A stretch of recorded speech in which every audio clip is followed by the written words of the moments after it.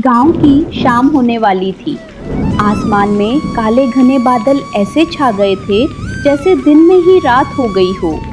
ठंडी हवाएं चल रही थी और बिजली कड़क रही थी। माधव अपनी पुरानी लकड़ी की रेडी को धकेलता हुआ चौराहे की तरफ जा रहा था। माधव बहुत गरीब था। उसके पास बस यही एक ठेला था जिससे वो पाव भाजी बेचकर अपना गुजारा करता था। उसके घर की छत कच्ची थी जो हर बारिश में टपकने लगती थी। हे भगवान, आज बस बारिश ना हो। अगर आज भाजी नहीं बिकी तो कल तक सब खराब हो जाएगा। घर में राशन भी खत्म हो चुका है। सुमित्रा इस उम्मीद में होगी कि आज कुछ पैसे लेकर आऊंगा तो घर का चूल्हा जलेगा। जैसे ही माधव ने चौराहे पर अपना ठेला लगाया, वैसे ही मोटी मोटी बूंदें गिरने लगी। देखते ही देखते बहुत तेज बारिश शुरू हो गई। लोग अपनी अपनी दुकानों के शटर गिराकर घर जाने लगे। तभी माधव ने जल्दी से एक फटी हुई पन्नी निकाली और अपनी पाव भाजी को बचाने के लिए उसे ढक दिया। वो खुद तो भीग रहा था, पर उसे चिंता अपनी भाजी की थी। तभी गांव का एक आदमी बिरजू, जो माधव के ठेले के पास से जा रहा था, उसने माधव से कहा, अरे माधव, ये क्या कर रहे हो? ऐसी आफत वाली बारिश में कौन बाहर आएगा तुम्हारी पाव भाजी खाने? घर जा भाई, वरना बीमार हो जाएगा। बिरजू भाई, गरीब को बीमारी से ज्यादा भूख का डर लगता है। आज दिन भर से 1 रुपए की भी बोहनी नहीं हुई है। अगर खाली हाथ घर गया तो सुमित्रा को क्या मुंह दिखाऊंगा। बारिश और भी तेज हो गई। वो एक पेड़ के नीचे खड़ा होकर बस आसमान की तरफ देखने लगा। उसकी आंखों में आंसू थे और दिल में डर। रात के 8 बजे बज गए थे। बारिश थोड़ी धीमी हुई थी, लेकिन हर तरफ सन्नाटा था। माधव ने सोच लिया था कि आज का दिन उसके लिए खराब गया। अब घर लौट जाना चाहिए। वो अपना सामान समेट ही रहा था कि अचानक एक बड़ी सी कार कीचड़ उछालती हुई आई और सीधे माधव के ठेले के पास आकर रुक गई। उस कार से एक साहब बाहर उतारते हैं और कहते हैं, ओ भाई, क्या कुछ खाने को मिलेगा? हम लोग शहर जा रहे थे, लेकिन आगे का रास्ता बंद है। बहुत जोर की भूख लगी है। जी साहब, भाजी तो तैयार है, बस पाव गरम करने की देर है। आप 5 मिनट रुकिए, मैं अभी देता हूँ। अरे भाई, जल्दी करो, इस ठंड में कुछ गर्मा गर्म मिल जाए तो जान में जाना है। माधव के मुरझाए हुए चेहरे पर रौनक आ गई। उसने जल्दी से चूल्हा जलाया। मक्खन की खुशबू चारों तरफ फैल गई। उसने तवे पर भाजी को अच्छे से मैश किया और पाव को मक्खन लगाकर लाल होने तक सेका। गर्मा गर्म धुआं निकलती पाव भाजी देखकर उन मुसाफिरों की भूख और बढ़ गई। जिसके बाद माधव गर्मा गर्म पाव भाजी की प्लेट सजाकर साहब को देता है। लीजिए साहब, गर्मा गर्म पाव भाजी खाइए। जिसके बाद साहब जैसे ही पाव भाजी का एक निवाला खाते हैं तो माधव से कहते हैं, वाह भाई, क्या स्वाद है। हमने शहर के बड़े होटलों में खाया है, पर ऐसी चटपटी भाजी कहीं नहीं मिली। तुमने तो कमाल कर दिया। सच में यार, इस बारिश में इसका स्वाद दुगना हो गया है। भाई 2 प्लेट और लगाओ। माधव की मेहनत रंग लाई। उन लोगों ने भरपेट खाना खाया। जब पैसे देने की बात आई तो साहब ने खुश होकर माधव को 2000 का नोट थमा दिया। साहब, ये तो बहुत ज्यादा है, मेरे पास तो छुट्टी भी नहीं है। रख लो भाई, इस मुसीबत में तुमने हमें खाना खिलाया, ये उसके लिए छोटा सा इनाम है। खुश रहो। गाड़ी वहां से चली गई। तभी माधव ने उस नोट को अपने सिर से लगाया और भगवान का शुक्रिया किया। वो जल्दी जल्दी अपना ठेला लेकर घर की तरफ भागा। उसे लग रहा था जैसे आज वो दुनिया का सबसे अमीर आदमी है, पर उसे नहीं पता था कि गांव का ही एक लालची आदमी राजेश ये सब छिपकर देख रहा था और उसके मन में जलन पैदा हो रही थी। राजेश गांव में एक छोटी सी किराने की दुकान चलाता था, लेकिन उसका दिल बहुत छोटा था। जब उसने देखा कि कल रात माधव ने एक ही बार में रुपए 2000 कमा लिए, तो उसके पेट में वो बात पच नहीं पाती। वो सोचने लगा कि अगर ये गरीब पाव भाजी वाला ऐसे ही पैसे कमाने लगा तो कल को ये मेरी बराबरी करने लगेगा। जिसके बाद उसने अपने चेले से कहा। शाम को फिर से हल्की हल्की बूंदाबंदी शुरू हो गई। माधव अपनी भाजी तैयार कर रहा था। तभी राजेश अपने 2-3 साथियों के साथ वहां पहुंचा और जानबूझकर शोर मचाने लगा। अरे छी छी माधव, ये कैसी बदबू आ रही है तेरे ठेले से?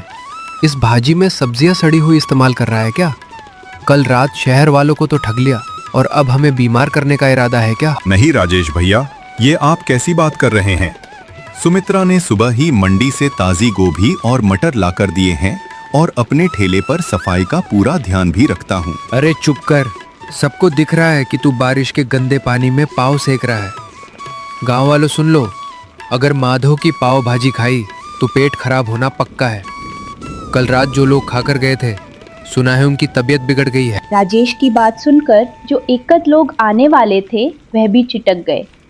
गांव में अफवाह आग की तरह फैलती है। माधव सफाई देता रहा, लेकिन राजेश ने वहां इतना हंगामा किया कि लोग डर के मारे दूर हटने लगे। माधव का दिल टूट गया। उसे समझ ही नहीं आ रहा था कि बिना किसी गलती के उसे ये सब क्यों झेलना पड़ रहा है। अगले 2 घंटे तक माधव खाली बैठा रहा। बारिश तेज होने लगी थी और राजेश दूर खड़ा ये सब देखकर हंस रहा था। तभी अचानक वही गाड़ी फिर से आकर रुकी जो परसों आई थी। गाड़ी से वही साहब बाहर निकले, लेकिन आज उनके साथ उनकी पत्नी भी थी। साहब मुस्कुराते हुए माधव के पास आते हैं और कहते हैं, नमस्ते भाई, आज हम खास तौर पर तुम्हारी पाव भाजी खाने के लिए शहर से यहाँ तक आए हैं। मेरी पत्नी को तुम्हारी भाजी का स्वाद इतना पसंद आया कि उसने आज घर पर खाना ही नहीं बनाया। साहब, पर यहाँ तो लोग कह रहे हैं कि मेरी भाजी खाकर आपकी तबीयत खराब हो गई थी। अरे कौन फैला रहा है ये झूठ? हम तो कल से और ज्यादा तरोताजा महसूस कर रहे हैं। बल्कि मैंने तो अपने ऑफिस के ग्रुप में भी तुम्हारी फोटो डाली है। देखो, पीछे एक और गाड़ी आ रही है, वो सब मेरे दोस्त हैं। साहब की बात सुनते ही राजेश का चेहरा पीला पड़ गया। देखते ही देखते वहां 3-4 गाड़ियां और रुक गई। माधव ने फुर्ती से काम शुरू किया। ताज़े मक्खन और मसालों की ऐसी महक उठी कि गांव के जो लोग राजेश की बातों में आ गए थे वो भी अपनी भूख नहीं रोक पाए। तभी गांव का एक बुजुर्ग माधव के ठेले पर आकर बोलता है, माधव बेटा, हमें माफ करना, हम इस राजेश की बातों में आ गए थे। हमें भी एक प्लेट पाव भाजी खिलाओ, इसकी खुशबू ने तो भूख जगा दी है। उस रात माधव की सारी भाजी बिक गई। राजेश शर्म के मारे वहां से खिसक गया। माधव ने आज सिर्फ पैसे ही नहीं कमाए थे, बल्कि राजेश की साजिश को भी नाकाम कर दिया था। माधव की दुकान अब गांव और शहर दोनों जगह मशहूर होने लगी थी। हर शाम उसके ठेले पर भीड़ जुटने लगी थी। सुमित्रा भी अब घर पर माधव की मदद करती और दोनों मिलकर और भी स्वादिष्ट मसाले तैयार करने लगे। लेकिन माधव का सपना अब बड़ा हो गया था और एक रात जब माधव घर लौटा तो उसने देखा कि सुमित्रा छत से टपकते पानी को रोकने के लिए बर्तन रख रही है। पूरी रात दोनों सो नहीं पाए क्योंकि बिस्तर भीग चुका था। और तभी उस रात माधव ने एक बड़ा फैसला लिया। सुमित्रा, अब बहुत हो गया। कब तक हम इस टपकती छत के नीचे रात गुजारेंगे? भगवान की दया से अब हमारे पास कुछ पैसे जमा हो गए हैं। मैं सोच रहा हूँ कि अब ठेला छोड़कर एक छोटी सी दुकान किराए पर ले लूं। दुकान पर उसके लिए तो बहुत पैसे लगेंगे और गांव के चौराहे पर दुकान मिलना भी तो मुश्किल है। कोशिश करने में क्या हर्ज है? अगर एक बार पक्की दुकान हो गई तो बारिश में भी धंधा बंद नहीं होगा और लोग आराम से बैठकर खा सकेंगे। मैं कल ही सरपंच जी से बात करूंगा। अगले दिन माधव सरपंच जी के पास गया। सरपंच जी ने माधव की मेहनत देखी थी, इसलिए उन्होंने उसे चौराहे के पास एक पुरानी दुकान किराए पर दिलाने में मदद की। माधव ने दिन रात एक करके उस दुकान की सफाई की और उसे एक छोटे से पाव भाजी ढाबे का रूप दे दिया। माधव के ढाबे का नाम रखा गया माधव पाव भाजी सेंटर। उद्घाटन के दिन माधव ने पूरे गांव को न्योता दिया। उसने सोचा था कि पुरानी बातें भूलकर वो राजेश को भी बुलाएगा ताकि गांव में भाईचारा बना रहे। जिसके बाद माधव राजेश की दुकान पर जाता है और कहता है, राजेश भाई, आज मेरी छोटी सी दुकान का उद्घाटन है। आप जरूर आना, मुझे बहुत खुशी होगी। बड़ा आया दुकान खोलने वाला। 2 दिन क्या, शहर वाले रुक गए। तू तो अपने आप को राजा समझने लगा। जा, मैं नहीं आने वाला तेरी सड़ी हुई दुकान पर। माधव उदास मन से वापस आ गया। शाम को ढाबे पर खूब रौनक थी। मुसाफिर, गांव के लोग और बच्चे सब बड़े चाव से पाव भाजी खा रहे थे। तभी अचानक कुछ ऐसा हुआ जिसकी किसी ने उम्मीद नहीं की थी। गांव के कुछ आवारा लड़के, जिन्हें राजेश ने पैसे देकर भेजा था, ढाबे के अंदर आए और शोर मचाने लगे। और एक लड़का जानबूझकर प्लेट नीचे गिरा देता है और कहता है, अरे ये कैसी बाजी है, इसमें तो कंकड़ पत्थर हैं। तुम लोग हमें बीमार करना चाहते हो क्या? माधव सन रह गया। उसे पता था कि भाजी उसने खुद छानी है, उसमें कंकड़ हो ही नहीं सकते। लेकिन वो लड़के इस बात को लेकर दुकान का सामान बाहर फेंकने लगे, जिसके कारण दुकान का पूरा माहौल खराब हो गया। तभी भीड़ में से एक कड़क आवाज आई, रुको, ये क्या बदतमीजी है। सबने मुड़कर देखा तो वो गांव के नए हेड कांस्टेबल रघुवीर सिंह थे। वो सादे कपड़ों में अपनी पत्नी के साथ वहां पाव भाजी खाने आए थे। उन्हें देखकर राजेश के भेजे हुए लड़के घबरा गए, जिसके बाद रघुवीर सिंह उन लड़कों के पास जाकर कंकड़ वाली प्लेट उठाते हैं और कहते हैं, तुम कह रहे हो इसमें कंकड़ है? हम जरा मैं भी तो देखूं। अरे ये कंकड़ तो ऊपर से डाले गए लगते हैं, क्योंकि इस कंकड़ पर भाजी का मसाला भी नहीं लगा है। सच सच बताओ, तुम्हें यहाँ हंगामा करने के लिए किसने भेजा है? वो साहब, हमें तो राजेश भैया ने बोला था कि माधव की दुकान जमने नहीं देनी है। उन्होंने हमें पैसे दिए थे। ये सुनते ही वहां खड़े गांव वालों में कानाफूसी शुरू हो गई। सबको समझ आ गया कि माधव बेकसूर हैं।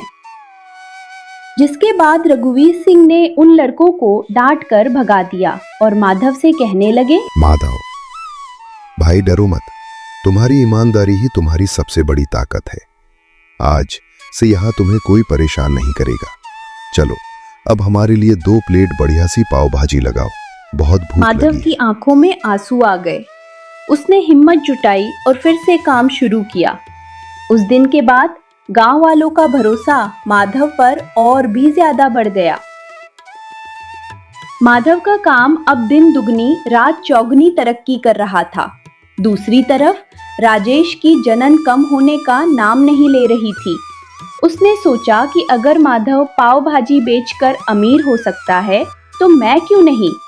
उसने भी अपनी दुकान के बाहर पाव भाजी का बड़ा सा बोर्ड लगा दिया और तभी राजेश ने अपने चेले से कहा, देख माधव, ताजी सब्जियां और महंगा मक्खन डालता है, इसलिए उसे बचत कम होती है। हम क्या करेंगे? हम मंडी से सस्ती और थोड़ी बासी सब्जियां लाएंगे और मक्खन की जगह सस्ता डालडा घी इस्तेमाल करेंगे और स्वाद के लिए तेज मिर्च डाल देंगे, किसी को पता नहीं चलेगा। राजेश ने दुकान तो शुरू कर दी, लेकिन उसका इरादा सिर्फ पैसा कमाना था, सेवा करना नहीं। शुरुआत में कुछ लोग कम दाम के लालच में राजेश के पास गए, लेकिन 2 ही दिन में असर दिखने लगा और एक दिन गांव का एक आदमी पेट पकड़कर राजेश की दुकान पर आया और कहने लगा, अरे राजेश, ये क्या खिला दिया तुमने? कल रात तुम्हारी पाव भाजी खाई थी, तब से पूरे घर का पेट खराब हो गया है। डॉक्टर के यहाँ चक्कर लगाने पड़ रहे हैं। धीरे धीरे राजेश की पोल खुलने लगी। जो लोग सस्ते के चक्कर में राजेश के यहाँ पाव भाजी खाने गए थे, उनकी तबीयत खराब हो गई थी। गांव के पंचायत में राजेश की शिकायत पहुंच गई। सरपंच जी ने राजेश पर भारी जुर्माना लगाया और उसकी दुकान कुछ दिनों के लिए बंद करवा दी। राजेश को लालच की बहुत बड़ी सजा मिली थी। राजेश की दुकान बंद हो गई और पूरे गांव में उसकी बदनामी हो गई। दूसरी तरफ माधव ने अपनी मेहनत से न केवल गांव वालों का दिल जीता, बल्कि अब दूर दूर से लोग उसकी पाव भाजी का स्वाद चखने आने लगे थे। लेकिन माधव का दिल आज भी उतना ही साफ था जितना पहले दिन था। माधव का छोटा सा ढाबा अब छोटा पड़ने लगा था। शहर के एक बड़े अखबार में माधव की कहानी छपी कि कैसे एक गरीब पाव भाजी वाले ने अपनी ईमानदारी से अपनी किस्मत बदली। इस खबर के बाद शहर के एक बड़े बिजनेसमैन माधव के पास आए। माधव भाई, आपकी भाजी में जो स्वाद है वो मैंने आज तक कहीं नहीं चखा। मैं चाहता हूँ कि शहर के मुख्य हाईवे पर हम मिलकर एक बड़ा फैमिली रेस्टोरेंट खोलें। जगह और पैसा मेरा होगा और हुनर आपका। साहब, मैं तो एक छोटा सा आदमी हूँ।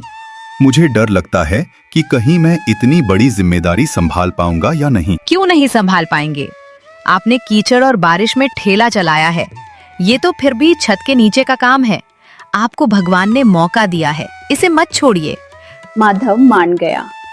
कुछ ही महीनों में हाईवे पर एक आलीशान ढाबा तैयार हो गया, जिसका नाम रखा गया माधव की असली पाव भाजी।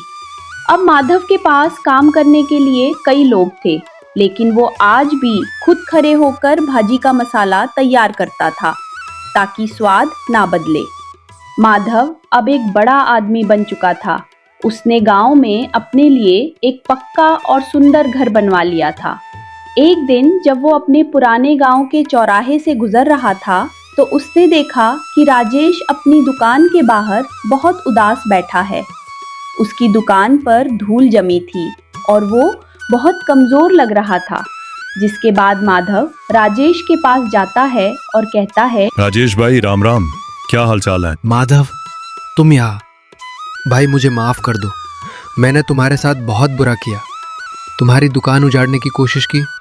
आज देखो, कुदरत ने मुझे वही लाकर खड़ा कर दिया है। मेरी दुकान बिकने की कगार पर है और मेरे पास कोई काम नहीं है। पुरानी बातें भूल जाओ राजेश भाई। इंसान गलती का पुतला है। मुझे आपसे कोई शिकायत नहीं है। अगर आप चाहें तो मेरे नए होटल में स्टोर मैनेजर का काम संभाल सकते हैं। मुझे किसी भरोसेमंद आदमी की जरूरत है। तुम सच में महान हो माधव। मैंने तुम्हें गिराना चाहा और तुम मुझे सहारा दे रहे हो।